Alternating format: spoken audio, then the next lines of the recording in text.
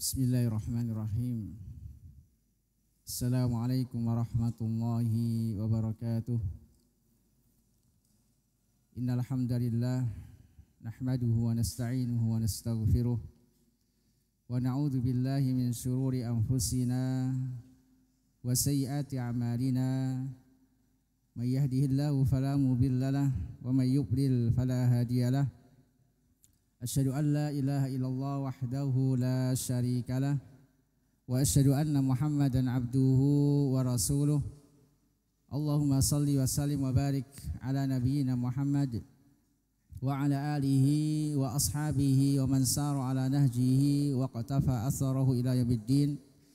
Amma ba'd, fa inna asdaqal hadits kitabullah wa khairul hadi hadi Muhammadin sallallahu alaihi wasallam. Wa syarrul umuri muhdatsatuha fa inna kulla muhdatsatin bid'ah wa kulla bid'atin dhalalah wa kulla dhalalatin finnar. Allahumma fa'na bima 'allamtana wa 'allimna ma yanfa'una wa zidna ilman. Allahumma inna nas'aluka ilman nafi'an wa rizqan thayyiban wa 'amalan mutaqabbalan. Ayyuhal ikhwah, para santri dan santriwati Ma'had Al-Furqan dan para jamaah salat maghrib Masjid Jami Al-Furqan yang mudah-mudahan senantiasa dirahmati dan diberkahi oleh Allah Subhanahu wa taala. Kita bersyukur pada Allah Subhanahu wa taala atas segala limpahan nikmat dan karunia-Nya, sehingga pada hari ini di bulan Dzulqa'dah yang merupakan salah satu dari bulan-bulan suci, kita bisa berkumpul di Masjid Jami Al-Furqan dalam rangka at-tafaqquh fiddin, yaitu melanjutkan kajian kita kitab Tajrih As-Sarih li Ahadits Al-Jami' As-Sahih karya Al-Imam Az-Zabidi, yang merupakan mukhtasar atau ringkasan dari kitab Sahih Al-Bukhari. Melanjutkan masih kitab Mawaqitis Shalah tentang waktu-waktu salat. Hadis ke 362. Al-Imam Al-Bukhari rahimahullah ta'ala membawakan bab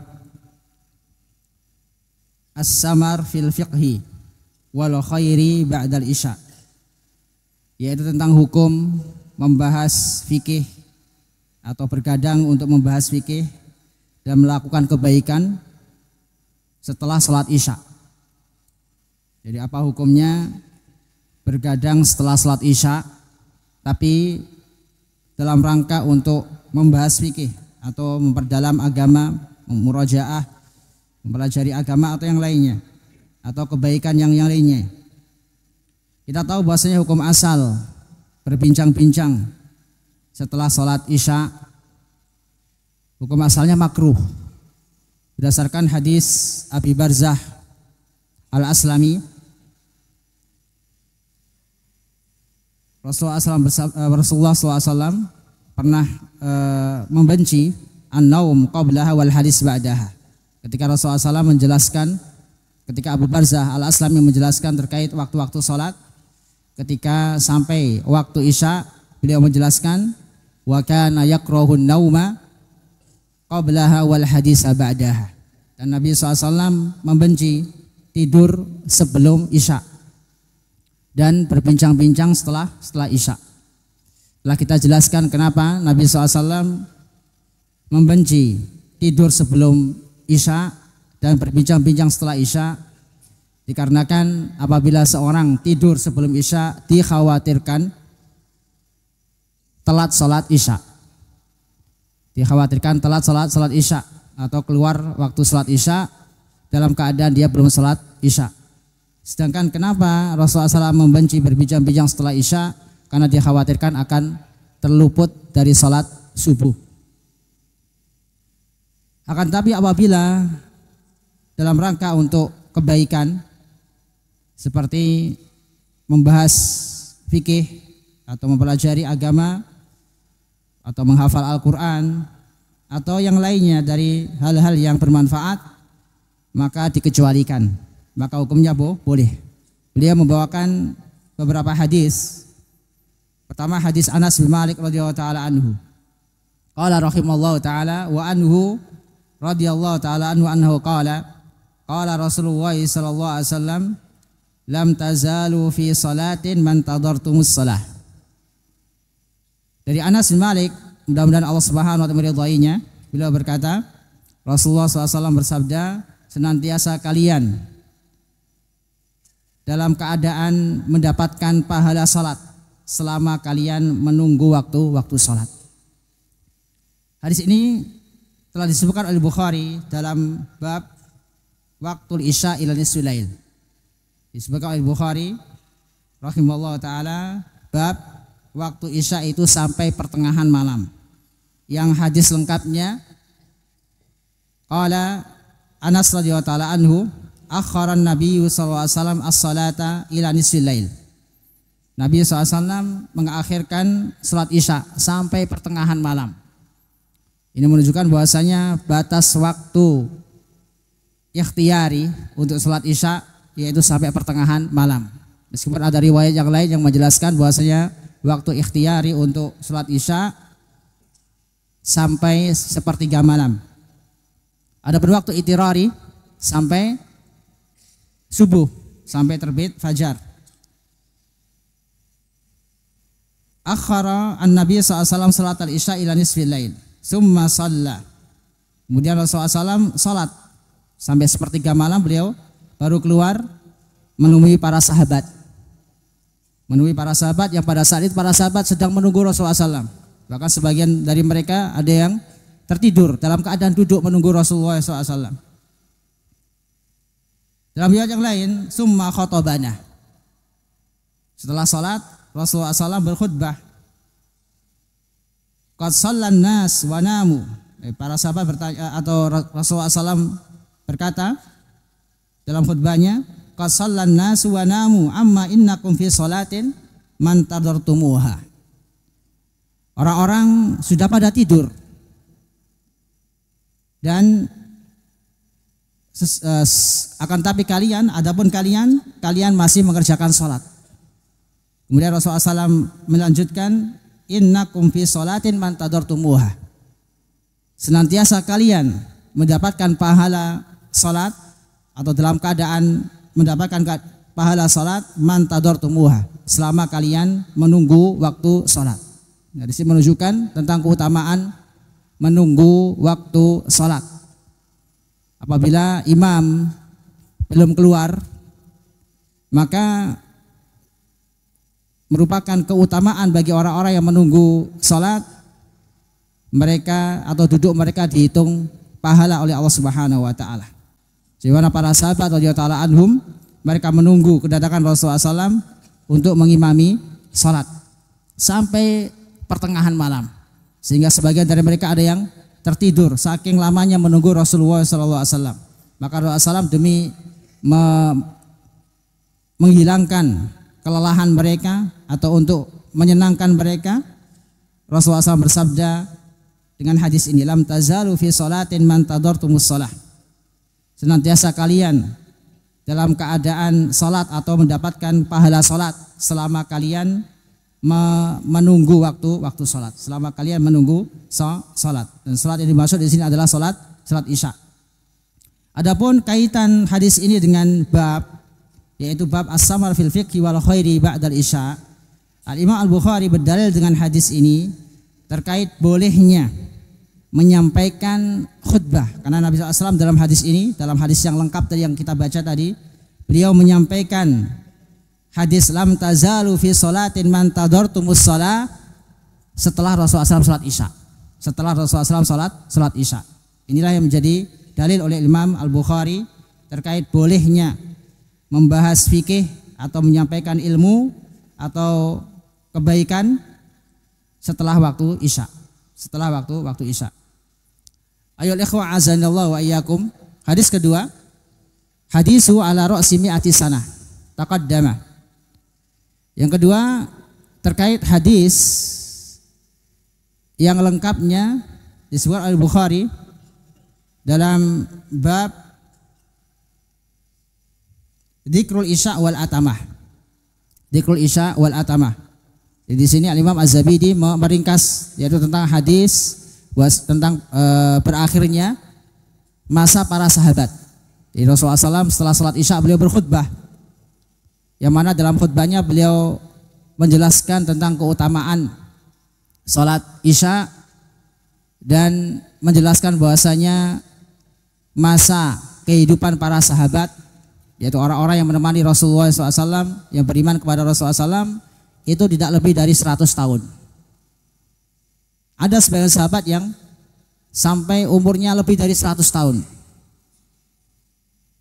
Namun kebanyakan tidak lebih dari 100 tahun. Yang menunjukkan mukjizat Nabi Shallallahu Alaihi Wasallam, beliau menyampaikan sesuatu yang belum terjadi pada saat itu terkait masa para sahabat, terkait berakhirnya masa para sahabat. Dalam hadis tersebut disebutkan, qala Salim akhbarani Abdullah, berkata Salim ibn Abdullah ibn Umar, cucunya Umar bin Khattab, akhbarani Abdullah ibn Umar, yaitu bapaknya, mengabarkan kepadanya sebuah hadis. Qala sallalana Rasulullah SAW lailatan salat al-isya. Pada suatu malam Rasulullah SAW salat, yaitu salat isya bersama kami. Wa yallati yad'un nas al-atamah, yaitu salat yang biasa disebut oleh orang-orang dengan salat al-atamah. Orang Badui atau orang Arab Badui biasa menyebut salat isya dengan salat al-atamah. Mereka menyebut salat maghrib salat isya. Makanya dalam bab sebelumnya dijelaskan terkait makruh hukumnya menyebut salat maghrib dengan salat isya, karena ini penamaan dari orang-orang Arab Badui. Maka harus kita namakan sebagaimana yang dinamakan oleh Allah Subhanahu wa taala. Wa yallati yad'un nas al-atamah tsumma sarafa fa aqbala alaina. Kemudian Rasulullah SAW selesai sholat dan menghadap kepada kami. Di sini terdapat faidah bahwasanya sunnah hukumnya seorang imam selesai sholat menghadap makmum sambil berzikir menghadap makmum. Ini sunnah Rasulullah SAW terkait yang dilakukan oleh imam setelah sholat. Tsumman sarafa fa aqbala alaina. Rasulullah SAW setelah sholat beliau menghadap kepada kami. Faqala, kemudian beliau bersabda, Ara'aitum lailatakum hadihi. Tidakkah kalian melihat malam kalian ini? Fa inna ra'sa mi'asanah minha la yabqa mimman huwa ala dhahril ard ahadun. Sesungguhnya di penghujung 100 tahun sejak dari malam ini tidak tersisa seorang pun di atas muka bumi ini, yaitu orang yang hadir di majelis Rasulullah SAW atau orang yang hadir salat isya bersama Rasulullah SAW, yaitu para sahabat. Di sini mengindikasikan bahwasanya para sahabat rata-rata umurnya tidak lebih dari 100 tahun setelah Rasulullah SAW menyampaikan hadis ini. Setelah Rasulullah SAW menyampaikan hadis ini. Dalam riwayat yang lain para sahabat bingung. Fawahalan nas fi maqalati Rasulullah SAW ila ma yatahaddatsuna min hadil ahadis. Jadi para sahabat tidak mengerti, atau sebagian para sahabat tidak mengerti maksud Rasulullah SAW bahwasanya tidak tersisa dari orang-orang yang hadir di malam ini, yaitu ketika ikut salat isya bersama Rasulullah SAW setelah 100 tahun ke depan, yang mengindikasikan bahwasanya kebanyakan para sahabat tidak lebih umurnya dari 100 tahun. Meskipun ada sebagian para sahabat yang umurnya lebih dari 100 tahun. Seperti sahabat Abu Tufail, Amir ibn Wasilah. Beliau meninggal pada tahun 110 Hijriah.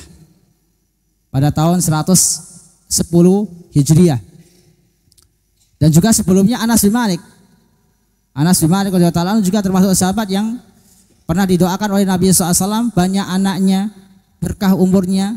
Beliau meninggal menjelang umur 100 tahun, jadi sekitar 90-an tahun umur Anas bin Malik radhiyallahu taala anhu, atau sebagian riwayat menyebutkan lebih dari 100 tahun karena beliau meninggal pada tahun 90-an Hijriah. Wa fi riwayatin, an Ibnu Umar radhiyallahu taala anhuma. Dalam sebuah riwayat dari Ibnu Umar, wa fi riwayatin huna, yaitu masih terkait dengan hadis ini ala ra'si mi'ati sanah. An Ibnu Umar radhiyallahu taala anhuma, dari Ibnu Umar, semoga Allah Subhanahu wa taala meridhai keduanya. Annahu qala Nabi sallallahu alaihi wasallam, Rasulullah SAW bersabda, la yabqa mimman huwal yaum ala dhuril ardi ahadun. Tidak tersisa dari orang yang berada di sini sekarang, yaitu yang ikut salat Isya bersama Rasulullah SAW, ala dhuril ard ahadun. Tidak tersisa di atas muka bumi ini salah seorang pun, yaitu orang yang hadir bersama Rasulullah SAW.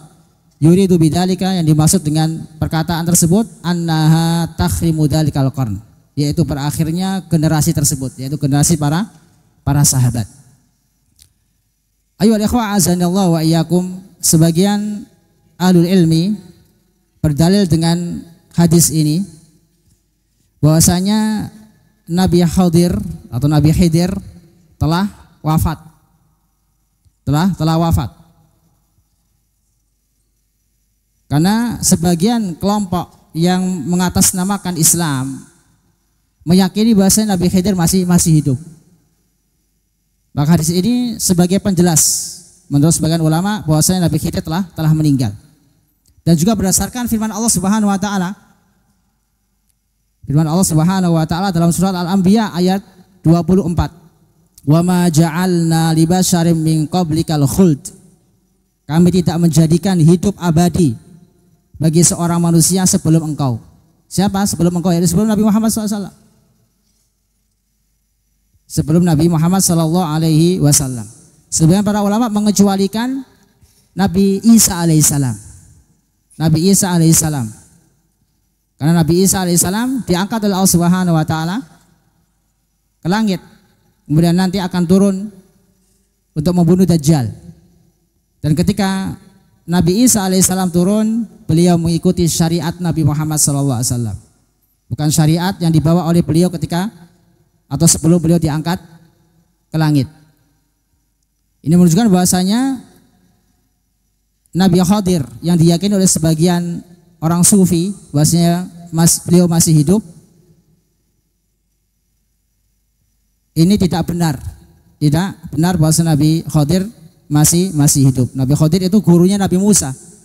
Gurunya Nabi Musa alaihissalam, sebagaimana yang dikisahkan oleh Allah Subhanahu wa taala dalam surat Al-Kahfi terkait perjalanan Nabi Musa mencari Nabi Khidir untuk mengambil ilmu dari beliau. Yang dikatakan oleh para ulama sunnah rihlah fi talabil ilm. Sunnah pertama kali dalam rihlah talabul ilm, perjalanan menuntut ilmu syar'i, yaitu perjalanannya Nabi Musa alaihissalam untuk menemui Nabi Khidir dalam rangka mengambil ilmu dari beliau. Dan Nabi Khidir ini nabi yang diagung-agungkan oleh orang-orang sufi sehingga mereka meyakini beliau masih hidup. Maka ayat ini dan juga hadis ini menjelaskan bahwasanya beliau ini sudah meninggal. Meskipun sebagian para ulama tidak berpendapat demikian.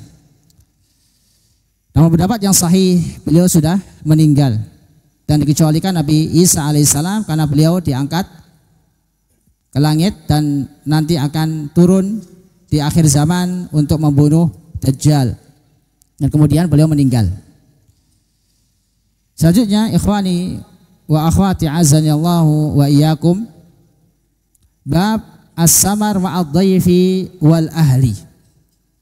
As-samar ma'ad dhaifi wal ahli masih berkaitan dengan bab sebelumnya terkait berbincang-bincang setelah sholat Isya atau beraktivitas setelah sholat Isya.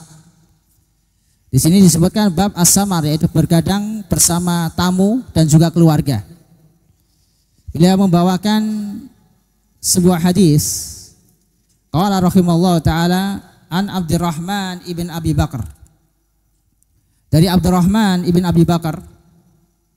Abdurrahman ini anaknya Abu Bakar As-Siddiq. An Abdurrahman ibn Abi Bakar As-Siddiq radhiyallahu taala anhuma. Beliau saudaranya Aisyah Ummul Mukminin radhiyallahu taala anha. Abdurrahman bin Abi Bakar wafat pada tahun 53 Hijriah. An Abdurrahman bin Abi Bakar radhiyallahu taala anhu annahu qala inna ashabas suffati kanu unasan fuqara. Sesungguhnya ashabus suffah mereka adalah orang-orang yang fakir. Ini ashabus suffah ini para muhajirin yang hijrah dari negeri asal mereka menuju Madinah, yang mana kebanyakan mereka fuqara, kebanyakan mereka fakir miskin, tidak memiliki tempat tinggal, bahkan mungkin mereka meninggalkan keluarga mereka di negeri asal mereka. Di antara ashabus suffah seperti Abu Hurairah. Abu Hurairah ketika tiba di Madinah kira-kira pada tahun 7 Hijriah, beliau dalam keadaan fakir dan tinggal di Masjid Nabawi.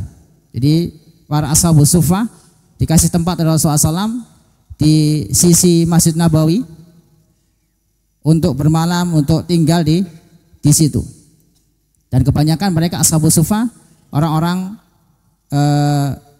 non Madinah atau bukan orang-orang asli Madinah, mereka kebanyakan dari kaum muhajirin. Inna ashabas suffah kanu unasan fuqara. Sesungguhnya orang-orang ashabus suffah mereka adalah orang-orang yang fakir. Wa anan nabiyya sallallahu alaihi dan bahwasanya Nabi SAW bersabda, man kana indahu ta'amus naini falyadab bisalisin.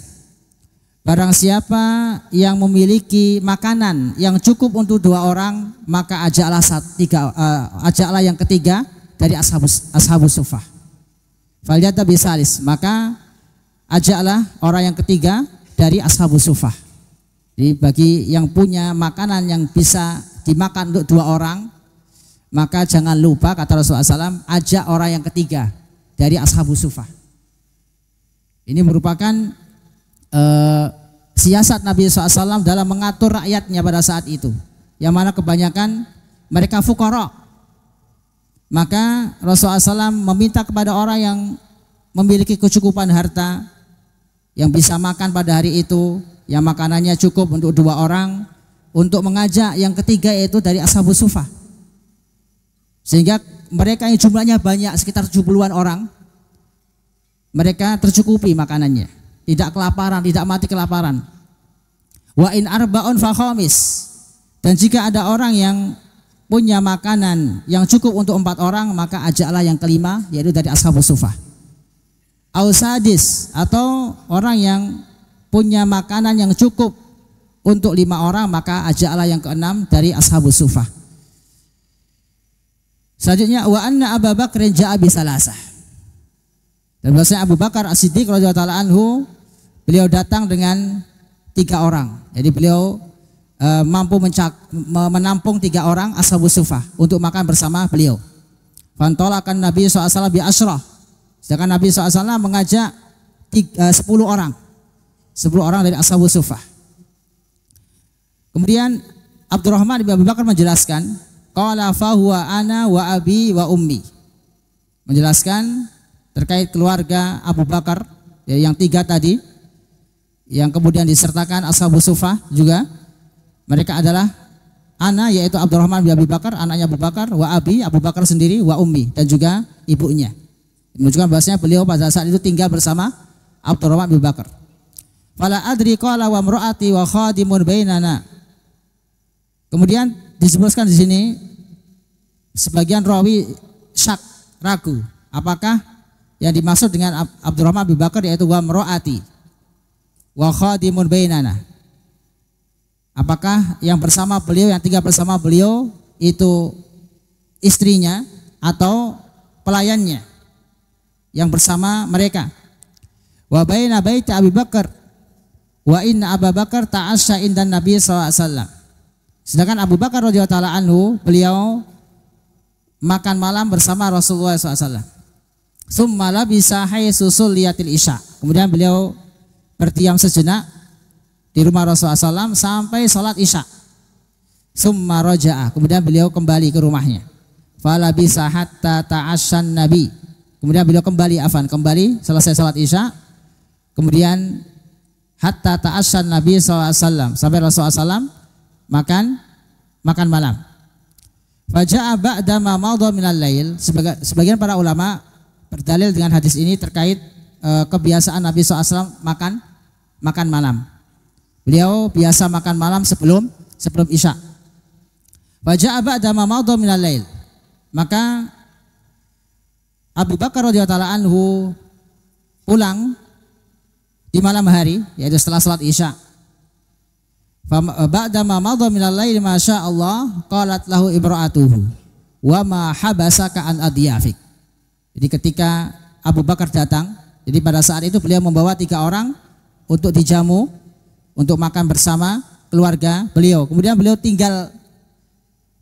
meninggalkan mereka untuk makan bersama Rasulullah sallallahu alaihi wasallam. Maka ketika salat Isya, setelah selesai salat Isya, beliau ditanya oleh istrinya. Ketika pulang ditanya oleh istrinya, qalat lahu imra'atuhu wa ma habasaka an adyafik. Apa yang menahanmu dari tamu-tamumu? Beliau bertanya, kenapa engkau telat pulang sehingga tamu-tamumu menunggumu? Aw qala dhaifik. Atau dalam lafaz yang lain rawi syak, yaitu ragu-ragu apakah adyafik atau dhaifik, ataukah satu tamu ataukah beberapa tamu yang ikut makan bersama Abu Bakar radhiyallahu taala anhu atau di rumah Abu Bakar. Maka Abu Bakar kaget. Qala awama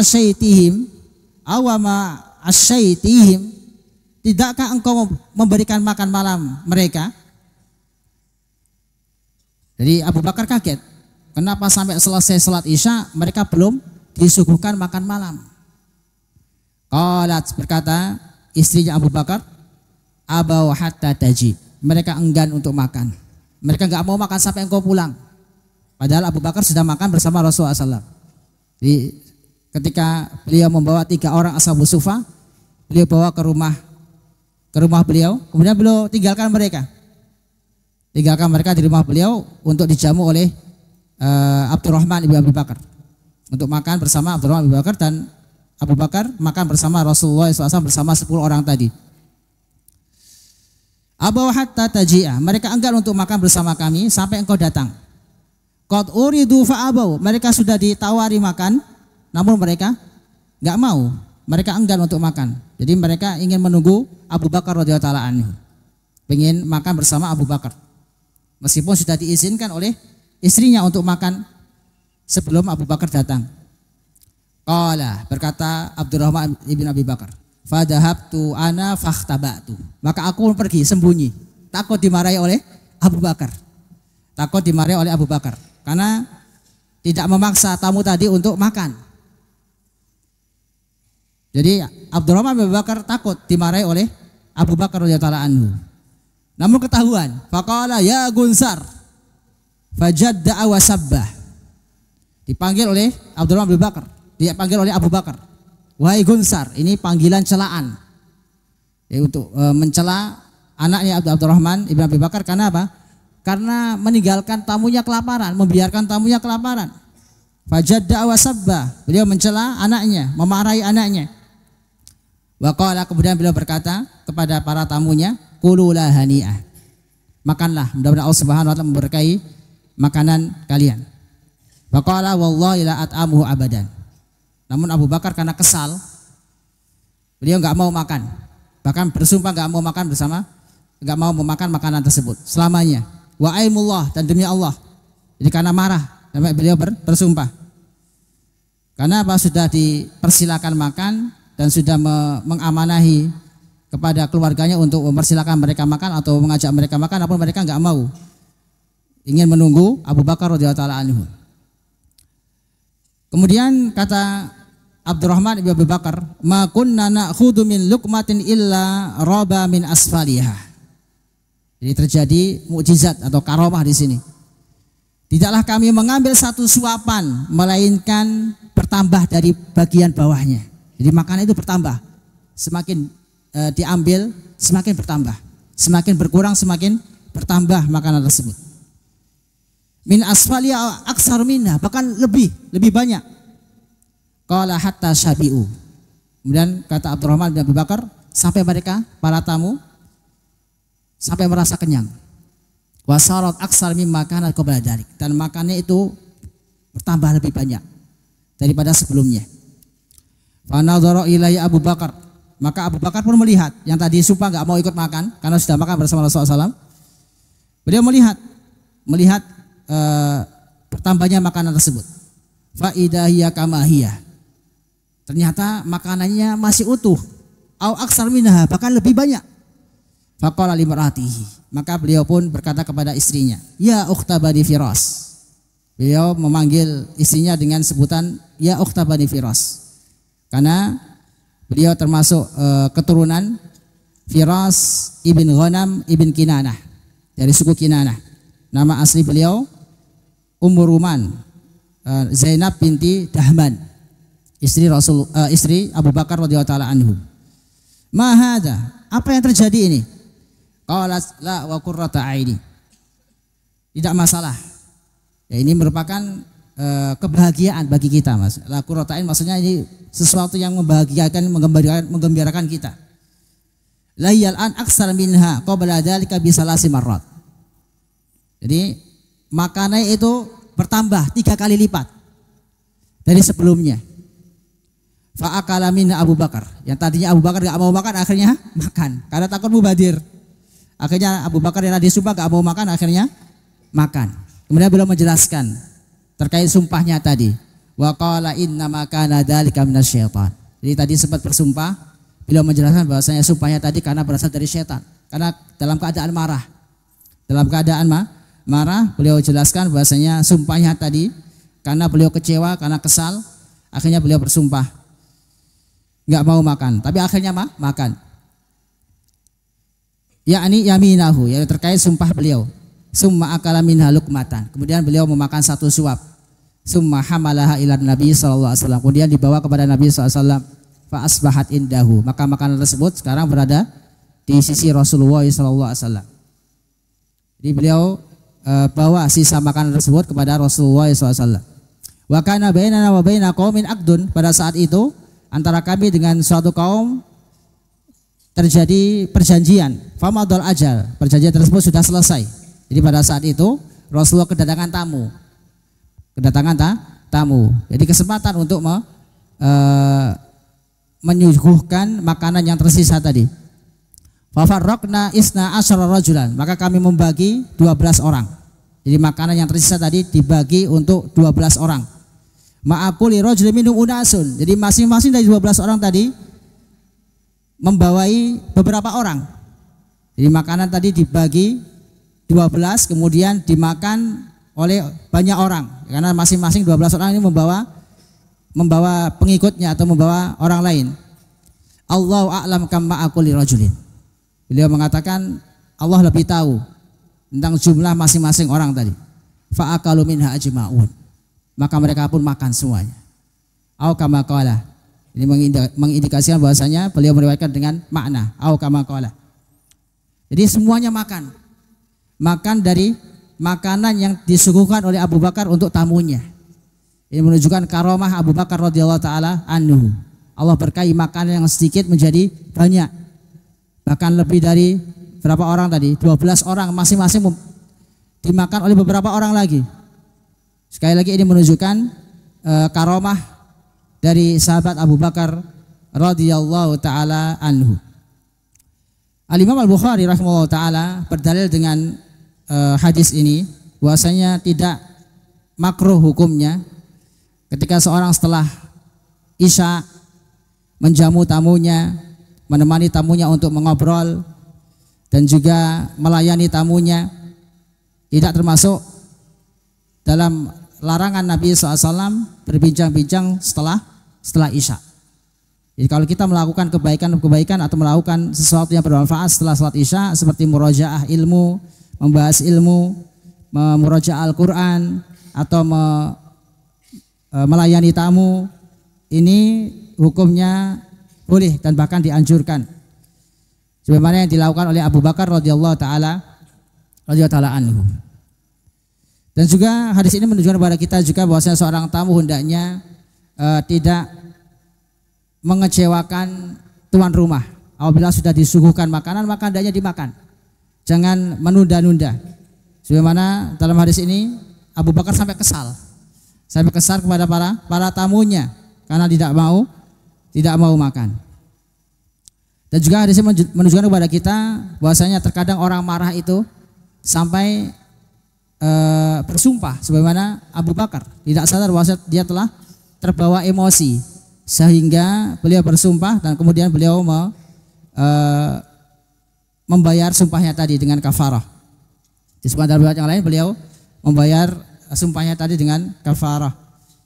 Wallahu taala alam. Ini terkait hadis tentang as-samar ma'ad dhaif wal ahl, yaitu hukum bergadang bersama ad-dhaif yaitu tamu dan juga keluarga. Tentunya ini dalam rangka membahagiakan atau menghormati tamu, memuliakan tamu. Karena dalam hadis yang lain disebutkan terkait keutamaan menghormati tamu. Nabi SAW pernah menjelaskan dalam hadisnya bahwasanya termasuk beriman kepada Allah dan hari akhir orang yang menjamu tamunya atau memuliakan tamunya. Maka yu'minu billahi wal yawmil akhir falyukrim dhaifahu. Barang siapa yang beriman kepada Allah dan hari akhir hendaknya dia menghormati, memuliakan tamunya.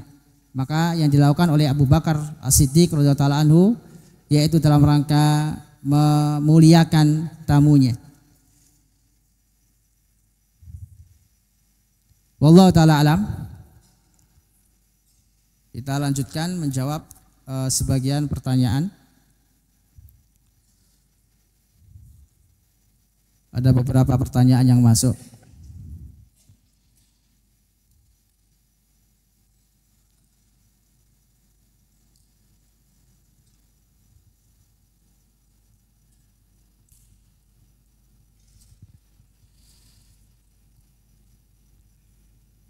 Ada pertanyaan terkait waktu syuruk. Waktu syuruk itu sebenarnya bel pertama atau bel yang kedua? Nggak tahu ada berapa bel di sini. Kalau waktu syuruk. Ala kulli hal, apabila antum mendengar bel yang menunjukkan bahwasanya sudah waktu syuruk, maka jangan sholat langsung. Jangan langsung sholat syuruk. Tunggu sampai 15 atau 20 menit. Kemudian baru sholat syuruk. Oh ta'alam ini apakah sampai 2 kali bel? Setahu anak cuma sekali. Cuma sekali belnya. Wallahu ta'ala alam. Karena dikhawatirkan masih matahari masih terbit atau masih berada di antara 2 tanduk setan. Yang termasuk larangan sholat yaitu ketika matahari berada di antara 2 tanduk setan. Maka hendaknya menunggu seperempat jam atau 20 menit kemudian baru sholat syuruk. Ana pernah menjadi imam di suatu masjid. Suatu ketika saat menjadi imam membaca di rakaat pertama surat Al-Kafirun, rakaat kedua surat Al-Asr. Sehabis sholat ana ditegur, kalau seperti itu tidak boleh. Bagaimana pendapat Ustaz? Ditegur karena membaca surat Al-Kafirun kemudian surat Al-Asr. Sholat apa ini? Sholat gak disebutkan sholatnya. Taib. Tidak mengapa antum membaca surat Al-Kafirun setelah Al-Fatihah, kemudian membaca surat Al-Asr di rakaat kedua setelah Al-Fatihah. Tidak ada larangan dalam masalah tersebut. Adapun orang yang menegur bisa jadi dia tidak tahu atau mungkin tidak biasa. Mungkin imam-imam yang sholat di masjid tersebut biasanya bacaannya panjang-panjang, nggak mau juz amma. Akhirnya merasa kalau membaca juz amma itu tidak boleh, akhirnya menegur antum seperti itu. Jadi tidak mengapa antum mengimami dengan membaca surat-surat pendek seperti Al-Kafirun dan surat Al-Asr. Hanya saja disunahkan apabila sholat subuh imam memanjangkan bacaannya, memanjangkan bacaannya karena sholat subuh itu dihadiri oleh para malaikat. Inna Qur'an al-fajri kana masyhuda. Sesungguhnya bacaan di waktu fajar, di waktu subuh itu disaksikan oleh para malaikat.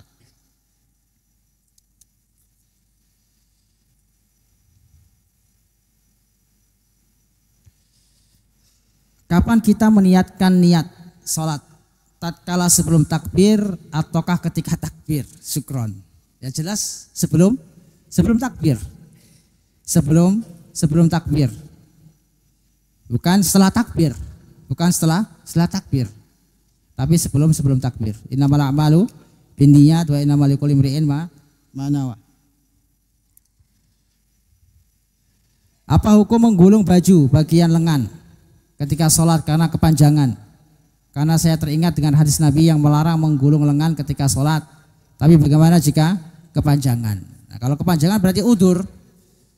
Berarti udur daripada antum sholat dalam keadaan antum gak khusyuk. Tidak mengapa antum menggulungnya. Namun secara hukum asal ada larangan terkait menggulung lengan atau lengan baju ketika sholat. Namun jika kepanjangan maka tidak mengapa. Namun seharusnya sebelum sholat memakai pakaian yang pas, yang tidak perlu digulung, tapi dalam keadaan darurat tidak mengapa. Wallahu taala alam. Mungkin kita cukupkan sampai di sini, kita lanjutkan insyaallah pada pertemuan selanjutnya biidznillah taala.